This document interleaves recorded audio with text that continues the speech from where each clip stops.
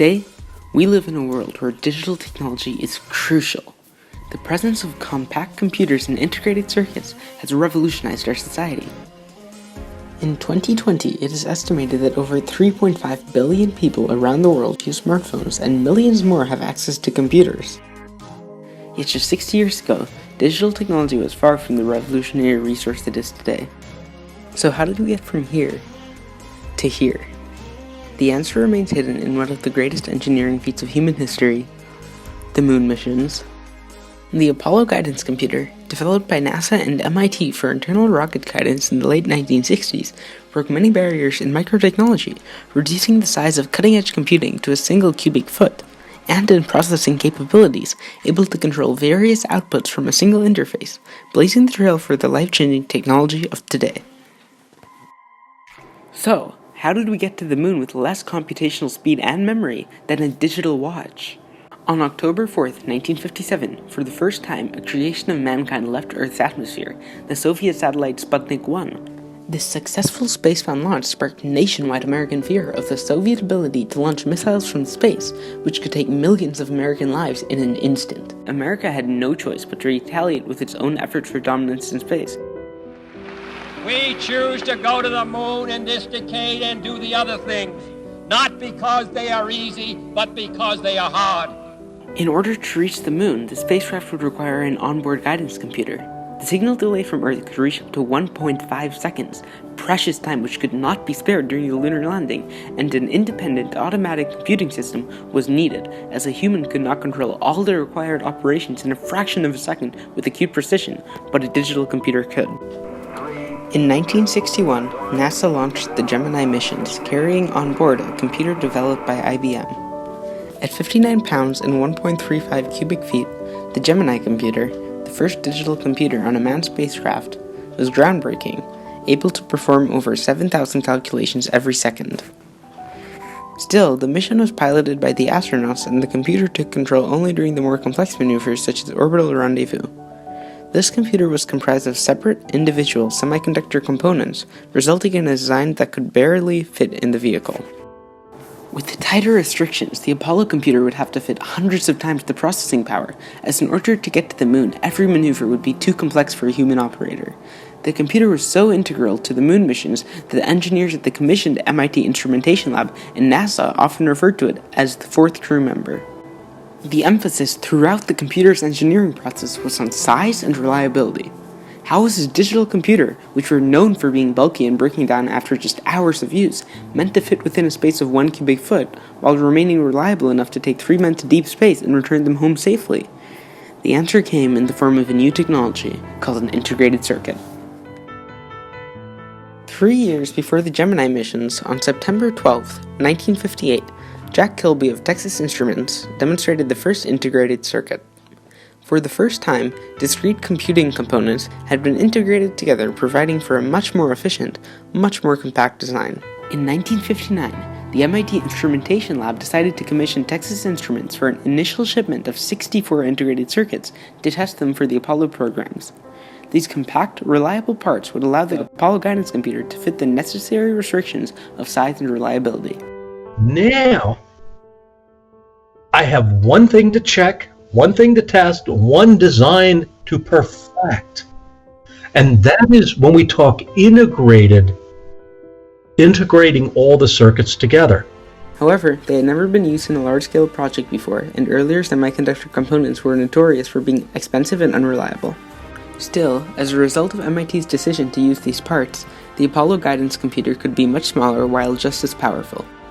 The logic section, so-called, of the computer is made up of a single type of unit. This is a microcircuit gate. 4,300 of these are used in the computer to make up this entire segment. Thanks to integrated circuits, the computer size had been decreased by 40%, breaking unprecedented barriers in computer size and component density. The Apollo computer became the world's single largest consumer of these parts from 1961 to 1965. By the end of the decade, the Apollo program had taken up over 1 million. It had created a world market for this technology by spurring competition and by showing its power and reliability for the first time. The integrated circuits used in the computer performed flawlessly despite harsh testing. Practices such as returning all faulty chips to the manufacturers led to the failure rate being brought down to an unprecedented 0.004%, breaking the reliability barrier that had previously deterred the use of such components. As competition increased in the integrated circuit industry, these parts became mass manufactured, reducing their price by 90% in 5 years, opening doors to revolutionary technology worldwide. As reliability improved and price plummeted, the stigma around integrated circuits, which were previously seen as a risk not worth taking, dissipated. Before the Apollo guidance computer, digital computers were thought of as unreliable and inefficient, not to mention that they had not been at all viable for day-to-day life due to their previously enormous size. The use of integrated circuits changed all of that. Since the computer itself had been made so reliable and viable by these new parts, the stigma around digital computers began to fade as well. The Apollo guidance computer broke barriers in software too.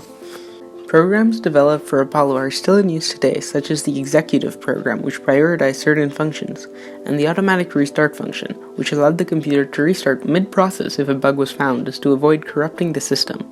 This technology broke the barriers which prevented earlier computers from continuously independently processing complex operations. Lead software engineer Margaret Hamilton began to see the system of one, of which part is realized as software, part is peopleware, part is hardware. The success of the computer would not have been possible without any of these crucial components.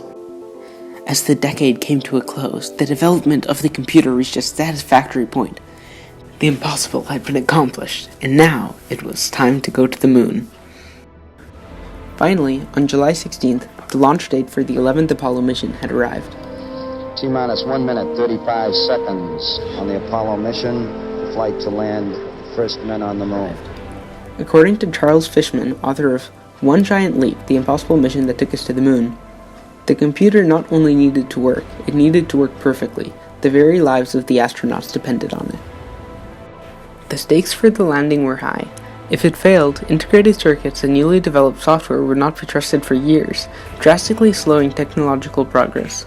The barriers in place between the monster computers of the 40s and the revolutions we carry in our pockets today would remain, preventing necessary progress to further human society around the globe. Thankfully, on Apollo 11, the computer functioned flawlessly for much of the trip. However, a problem arose as Commander Neil Armstrong and LM pilot Buzz Aldrin made the descent to the lunar surface.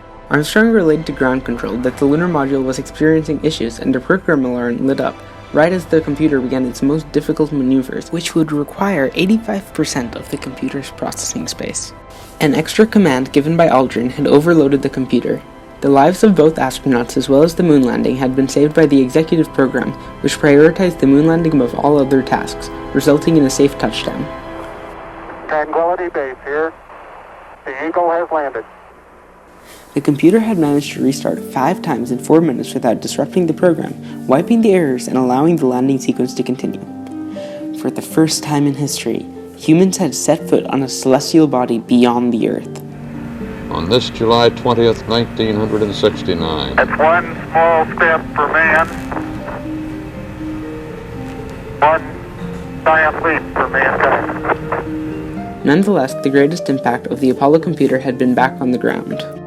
Apollo had created an industry for integrated circuits, as the near-flawless moon landing of 1969 had proven that this technology could be trusted. Before long, a small company named Intel had embedded parts of a computer into the chip, creating the first commercially available microprocessor, the brain of a computer, that made personal computers and widespread commercial use possible. The Apollo guidance computer broke barriers in hardware, bringing the integrated circuit industry to the world stage, and boosted the software realm as well, with contributions such as the executive program and the automatic restart function. In 2020, the reach of technology in our world is greater than ever, as shown by its widespread reach as well as its use in day-to-day life.